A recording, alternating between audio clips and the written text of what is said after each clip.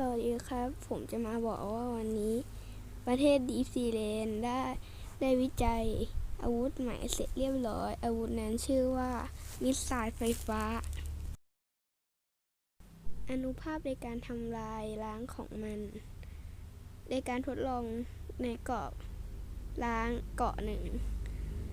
ในระยะ 0 ถึง 1 กิโลเมตรได้รับแรงสั่นสะเทือนมหาศาล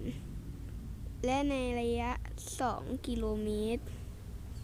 แรงมันจะสูงแต่ก็เบากว่าเมื่อกี้นี้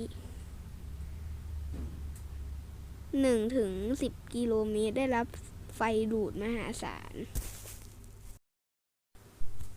ซึ่งตอนนี้เริ่มการสร้างไปทั้งหมด 15 หัวลบตอนนี้นะกดไลค์ด้วยนะครับกดติดตามด้วยนะครับจบคลิป